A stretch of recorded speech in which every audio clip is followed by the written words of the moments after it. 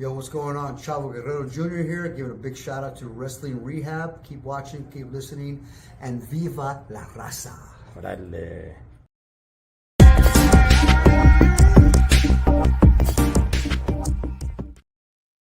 Órale, Total Trucker Wrestling Rehab. Shouts to all the junkies, man. I'm out here on the road. I'm in the hotel room. I'm out here in Nevada.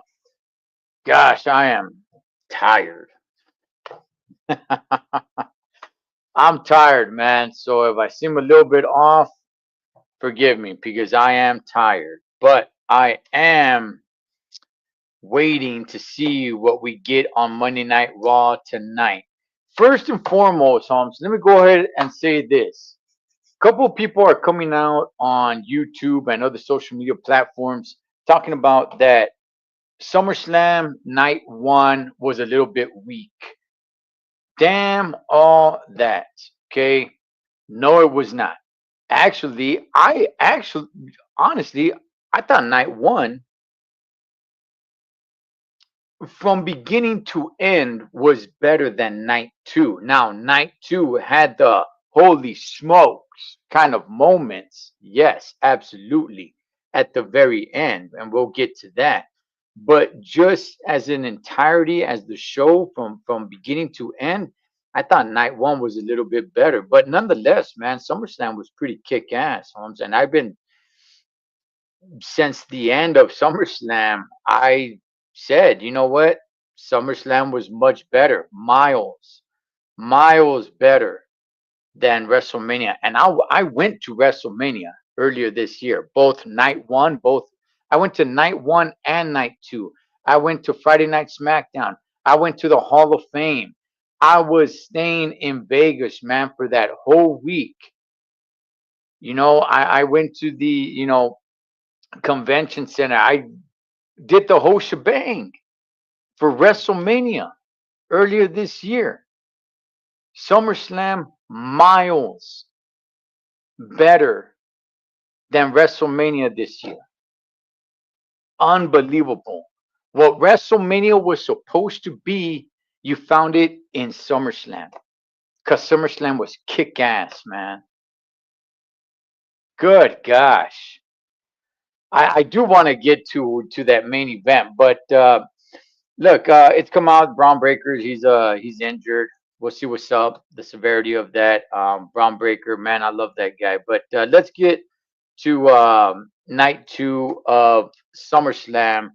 Kicks off with the triple threat match. Badass match. I thought those ladies, kicked off the show. The way night one kicked off with the tag team match and how great that tag team match between Roman, Jay, Braun, and Bronson. I thought that was a great. It was a great match. Those three ladies right there, Io, Mommy, and Naomi. Dog, that was a badass match right there, Holmes. I really enjoyed that match. Naomi keeps the title. I kind of knew that was gonna happen. It was kind of cool seeing her pops out there jamming the guitar. I didn't know he played with Cooling Gang. I didn't. I didn't even know her dad was a musician. But um, great match. Great match. Loved it. Probably that was the second best match of the night of night two was that triple threat match. Naomi versus Io versus Mommy. Let's see where they go from here. I think it's I don't know where Naomi goes from here. Um does she just kind of have a one-on-one with one of these two ladies? I don't know, man. Mommy, yeah, Mommy still has that black cloud over her head, which is Io Sky. She can't beat Io Sky one on one. So something is definitely at some point going to have to give right there. At some point, something's going to have to give. They're going to have to face each other one on one. Is it going to be for a non title match? I don't know. Kind of kills the buzz a little bit. I think one of them has to be champion. I think Io needs to be champion in order for Mommy to be victorious over Io to just, make it mean that much more, right? Because if it's just one on one, Unless it's gonna be for number one contender match, I guess. But outside of that, man, I think these ladies move on. I think Naomi moves on from Io and Mommy. I'm not really sure where they go with her. I'm not. I don't think they'll do another triple threat match. But that triple threat match was badass, kick ass, man. Loved it. Um, Another match that I was surprised with was Becky Lynch versus Lyra Valkyria. Leading up to this match, I'd said it. I didn't really care too much about it for the Intercontinental Championship, women's Intercontinental Championship. I didn't really care too much about it. I was just kind of like, man, that's fine. It's cool to me. It was just kind of like a filler match. They were trying to build it up, and for me personally, it wasn't working that much. The build up, the match started pretty slow, and it just kind of had me thinking like, yeah. I mean, that's basically what I'm expecting. I'm not really expecting too much out of these ladies, right? But it actually picked up, and it picked up pretty well. And I actually started enjoying the match a heck of a lot more. I'm like, okay, maybe these ladies can actually go somewhere and do something with this match, and go and do something with it. They did, especially once Bailey got herself involved. Right? Bailey gets herself involved. She has this somewhat friendship, kind of mentorship relationship with Lyra Valkyria. But man, Bailey is always finding herself on the rough end of the stick, isn't she? She ends up costing, first of all, putting hands on Becky Lynch and then Lyra Valkyria, should she had been victorious, which she wasn't, would have really cheapened the victory, especially on a baby face, right? You have a baby face in Lyra, have another baby face in Bailey come out and beat her down just so you could get the victory. Not really babyface moves materials. So once I saw Bailey putting hands on Becky, I'm like, yeah, I think Becky's gonna be champ after this. Well, she's got to win this match. How are you gonna have a babyface, have a babyface friend come down and help you out by putting hands on your opponent, beating down your opponent, and then you're gonna get the victory like that? Like, nah, that ain't cool. So, Becky Lynch, hey man, champion. People still love her. I was never like a huge fan of Becky. I like Becky. I don't have an issue with her, but I mean, people really, really love her. I don't know where she goes from here. I think she's done with Lyra. I think that's done. Lyra needs to move on to Bailey, and now it's got to be friend versus friend. It's got to be student versus mentor. You got to build it up. You got to build it up that way. Daniel Larusso versus Mr. Miyagi. So, but it was a good match. Good match, fun match. I enjoyed it. I wasn't really that interested in that match, but it at the end of the match, I was like, yeah, that was pretty good. That was pretty good. Hey man, the Wyatt Six. People are pretty pissed off that the Wyatt Six retain the tag team titles. Look, I've been saying this for a while now. The Wyatt Six suck. All right, especially the whole buildup that they had. You guys remember when the Wyatt Six first started coming around? All the static, the blackouts. It's like, oh, this mysterious group, this mysterious faction, Holmes. Wow, they're gonna take the WWE by storm. They haven't done anything. They haven't done a damn thing. And winning those tag team straps, where the tag team division is today, it's starting to build up a little bit. Okay, it's starting to build up a little bit. Look, I grew up watching wrestling in the 80s and 90s. There was real tag teams. I love tag team wrestling, but it's definitely not what it used to be. And it looks like they're wanting to build that up a little bit. That's cool. I'm down with that. I want tag team wrestling, but it's got to be real tag teams. You just can't go and get, this guy and that guy, just put them together. All right, go out there and try to get the tag team titles. Like, no, they need to be an actual tag team. Like the Street Profits, they're an actual tag team, right? DIY, they're a tag team now. I get it. They have history at NXT. Fraxium, okay, that's an actual tag team, but they just need to build some of these guys up a little bit more because not too many people know that much about them. So, Andrade, he was always a singles competitor. Is he a tag team? They got to make it a tag team. For all this to work, they need to be legitimate tag teams. No coming out to your own music. You guys got to wear the same colors, you know, similar gear, same colors, come out to the same music, be an actual tag team. Have your finisher involve both of you guys. Not, I'm going to do my finisher and then now you do your finisher. And that's going to be our tag team finisher. No, damn that. You guys got to come up with a finisher that involves both of you guys. So, look, it was an entertaining match. Um, Having the Dudley boys there, that was pretty cool. Having the Hardy boys there, that was pretty cool. Of course, they were going to have Edge and Christian. They're over there at AEW. So they weren't going to have them. That was pretty cool. It was a cool match. Candice LeRae going through a chair was, that was pretty freedom, man. That was kind of fun hearing Michael Cole, right? Um, does it live up to the TLC match, tag team match that they had earlier this year? The SmackDown after WrestleMania? No, no, it did not live up to it. There were some good spots in this match. There were some good. I'm not complaining about this match. I'm not complaining about this match.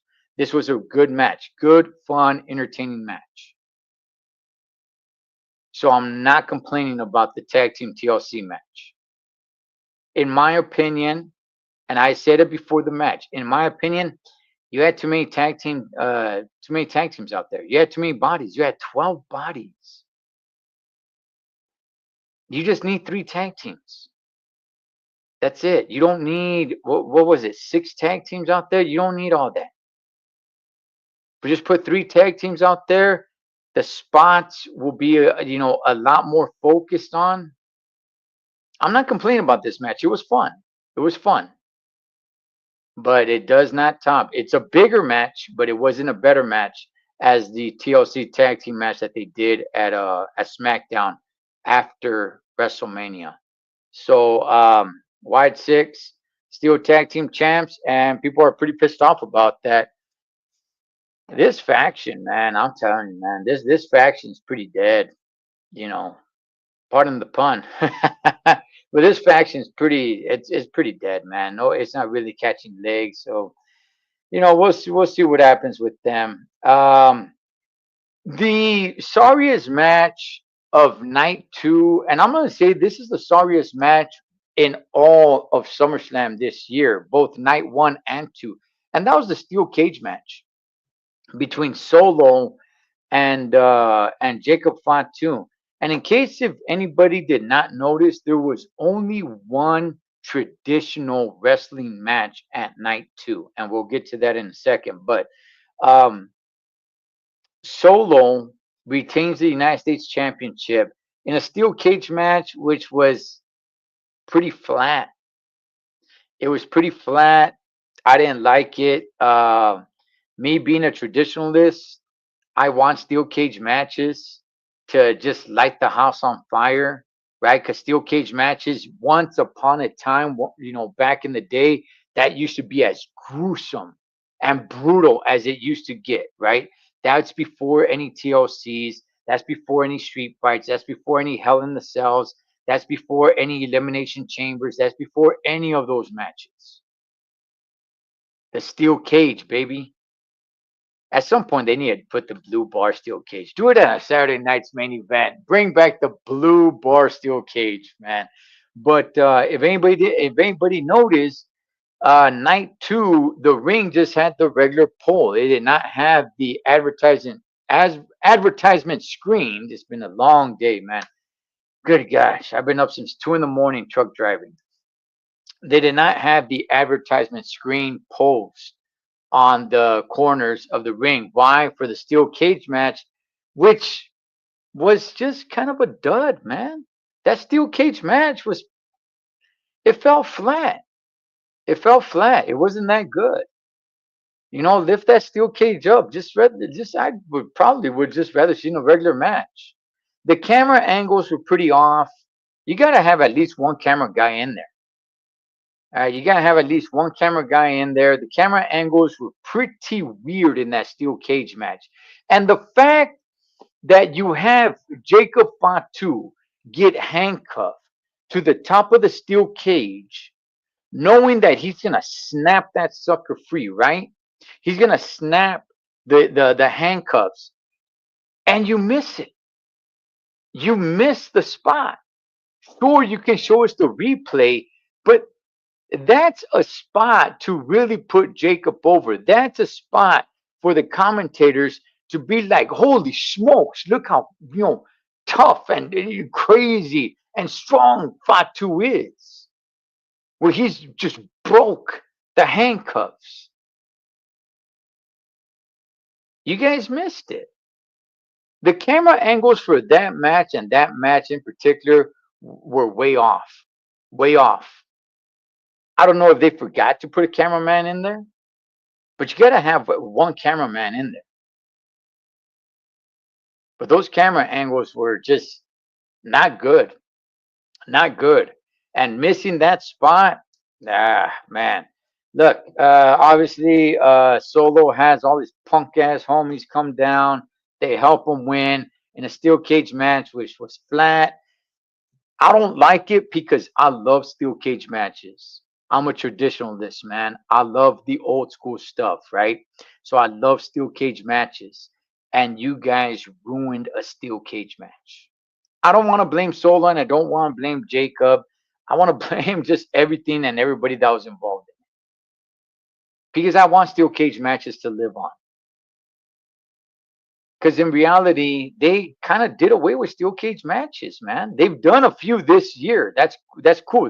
I'm down with that. Bring back steel cage matches, but they got to be good. They got to be good. And this one was not good. And this was probably the worst match in all of SummerSlam, including night one and night two. Nonetheless, Solo Sikoa is still United States champion. It's not over. There's nowhere for them to go. They're gonna keep feuding with one another. You still got Jimmy over there and Jacob Fatu's side. So, I mean, am I really that interested in this rivalry? I mean, it's whatever. Keeps them busy. Solo needs to get his punk ass homies, relatives, whatever. He needs to get them over. I forget all their names. Some of these guys need to start having matches. These guys need to start having matches because I don't even know their names. I just say it's punk ass homies, dog, because I don't know their names.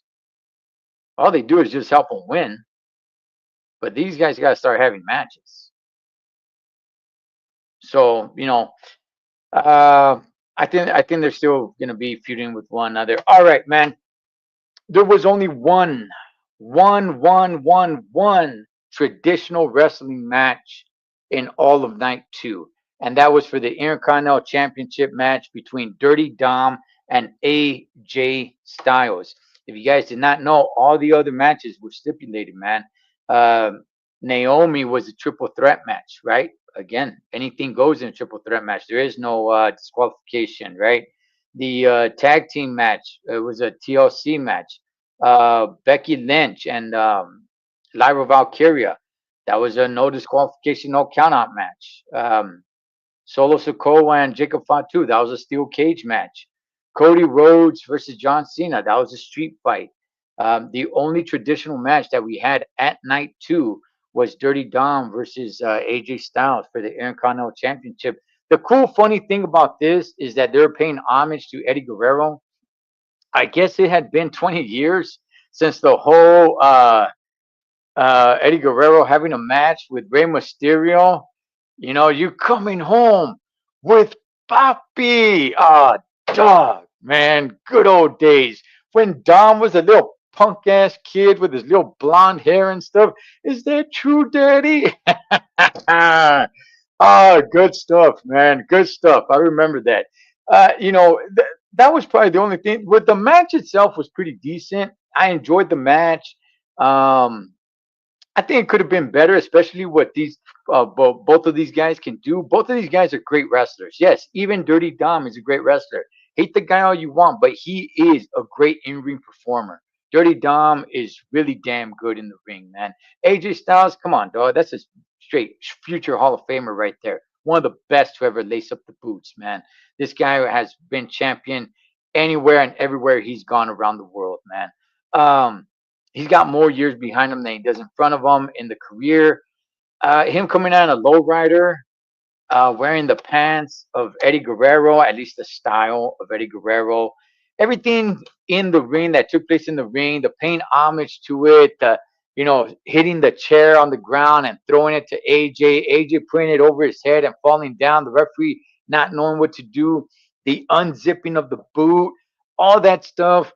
You know what, man? Paying great homage to the late great Eddie Guerrero, Holmes. That was cool. That was cool to see. I don't know if AJ, AJ coming out in a lowrider, which was a badass low dog. Him coming out with his son, I was just like, all right, whatever, man. But him coming out of that lowrider, I thought was pretty cool. But nonetheless, man, Dirty Dom wins because he unzips his boot. Good move. Good move, man. Keep Dirty Dom as Intercontinental Champion. All right, let's move on to the big meat on the bone. All right. I already had covered night one of SummerSlam yesterday when I was doing the predictions for night two. All right, the meat on the bone, right? As we are just about 10 minutes away from Monday Night Raw starting. Okay, this by far, we'll stick to the match before we get to the whole Brock Lesnar thing. Okay, Cody Rhodes versus John Cena in a street fight where just 48 hours prior to that, John Cena turned babyface, right? Or was it a work? And I had predicted, listen, whoever wins this match between John and Cody is turning heel, right? Maybe John Cena, it was just a work and he's really still truly a heel. I was like, I hope not, because his heel run is terrible. John Cena's heel turn, I'm sorry, his heel run. John Cena's heel run will probably go down as one of the worst heel runs in wrestling history. It was gosh awful. So I was thinking, okay, if he went babyface 48 hours before, is he gonna, say like, hey, psych, I'm still a heel? Or is Rhodes gonna go heel? There was talks about Cody Rhodes going heel. There's been speculation about that for like a year now, right? This match was by far the best John Cena match he's had since he's been back. Full time, that is. And even though even though he's back full time, he's still not full time, right? He's got so many dates. But this year, nobody can name me a better match that John Cena has had this year than the one he had at SummerSlam against Cody Rhodes. And when I say this is his best match, I don't mean, well, this is his best match because the bar was so low, even though the bar is very low for him this year as of now, or before this match. The bar was extremely low because his matches were not good at all. I'm not saying that he passed that bar. I'm saying that this match was actually damn good. Not just the fact that, oh, he surpassed his other matches this year. Oh, he did that and some. Because this match was really damn good. I loved this match. Cena versus Cody Rhodes in this street fight was badass. Very memorable. It's probably going to be overshadowed with what happened after the match, and we'll get to that in a minute or two. But this match was really, really good. I don't want to exaggerate, right? But I mean, come on. I thought this was a kick ass match, not just for John Cena and the product that he's been putting in the ring this year, but just overall. Just overall, it was just a really good match. What they did, and them it being a street fight and both of them being baby faces, the entrance, good gosh, dog. Cody Rhodes has that was probably Cody Rhodes's best entrance ever. Cody Rhodes, as I was watching his entrance, that's exactly what came to my mind. What came to my mind is like, this is Cody Rhodes's best entrance. This is his best entrance. Damn, that sucker looked badass. And then John Cena coming back as the John Cena that everybody loves and hates, right? Let's go, Cena. Cena sucks. The screens are not blacked out anymore. It's a huge stage. It's a WrestleMania atmosphere at SummerSlam. It just looked badass, homie. Damn, that sucker looked badass, dog. On the serio, man. I loved it. I loved it. Kudos to both of them for putting on an extraordinary match. And that match went on with only 2 ropes for quite a while. Since Cody Rhodes, took the bottom turnbuckle off, taking off the rope with it, that match went on with 2 ropes only, the middle and the top. Badass match. Badass. Them going under the stage and them coming back up on the elevator where Cody Rhodes makes his entrance. Badass. Everything was kick ass in this match. There's a couple of moments right there where it's like, a little bit of a botch, but they made up for it easily. Easily. John Cena put on one heck of a damn good match. See, there's that Toby Keith song. I'm not as good as I once was, but I'm as good once as I ever was. And that was John Cena right there last night. What's up, Richard? Badass, man. That is the John Cena that we need to see. This is your last year, homie. You don't want to go out like a sucker, dog. You don't want to go out like a punk. Nobody. I have not met one person, not one, that liked the heel John Cena. Like, it was gosh awful. Good. I'm glad they got rid of Travis Scott. And The Rock, I don't know. There's rumors about him coming back tonight. All right, man. We got a few minutes left before Monday Night Raw starts. So let's go ahead and let's talk about what happened afterwards. So, okay, Cody Rhodes wins, right? A lot of close calls, a lot of close pinfalls, man. It had me believing, oh, okay, this is it. Oh, he landed, a super attitude adjustment from the top turnbuckle. Oh, we still didn't get him. It had a lot of close, 2 3/4 counts, right? 1, 2. Oh, man, badass, badass. Love it. Great main event. Cody Rhodes comes out victorious. They shake hands. They're in the middle of the ring. I'm thinking, ooh, man, is John Cena going to nail them one, or is Cody going to nail them one? No, they're both still good baby faces. Cody Rhodes leaves the ring, leaving John Cena there with the crowd so he can say thank you. As he's doing that in the middle of the ring, guess what? Brock Lesnar comes out. Brock Lesnar comes out. Nobody even mentioned the name Brock Lesnar. I have said it, okay? Talking about Bill Goldberg, I said it. Bill, you are no Brock Lesnar, dog. I don't want to bring Bill Goldberg into this, but I'm just saying, like, Goldberg tries to think that him coming in like he's a huge star, and to a certain degree, he kind of is. But no, no, no, he's not moving the needle the way Brock Lesnar does. Lesnar comes down, just walks down to the ring, okay, circles the ring. So now his back is facing the commentary team. By the way, Michael Cole and Wade Barrett did a great job. Shouts to them. Cena just, completely perplexed on what's going on, looking at the fans, looking at Brock Lesnar. Brock Lesnar just staring a hole right through John Cena. Brock Lesnar gets in there, F5, SummerSlam's over, baby.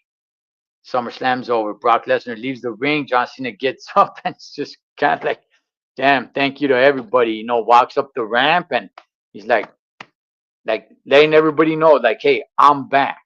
We only really have about like 10 more dates of John Cena, if we're going to be honest. I haven't been keeping count, but we only have about 10 more dates, somewhere around there, for the rest of the year. We got about 4 months left, and there's only really about 4 more dates with John Cena. So I don't think they're going to build this matchup immediately. I think they're just planting the seed. But don't expect much of these two guys showing their face.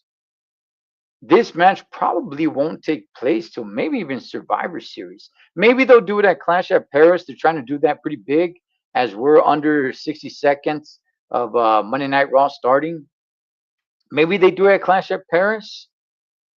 But you guys got to remember, man, John Cena, he's only got about 10 days. We're getting close to single digits if we're not there already. So I like this. I like the fact that John Cena is babyface now, and you got a heel you got a heel Brock Lesnar coming in, and this is the way John Cena should go, man. This is the way he should go. He should go with him being the guy of hustle, loyalty, respect. That's what everybody knows him from. Or as, let's go Cena. Cena sucks. That's the guy that my son, my youngest son, he's now 21. He grew up idolizing. That was his hero. Not this horrible, horrible, horrible run, man, that he's had as a heel. As I'm over here putting SmackDown, I'm sorry, Monday Night Raw on. All right, well, let's see what happens. God, gosh, how come it's not playing? Okay. All right.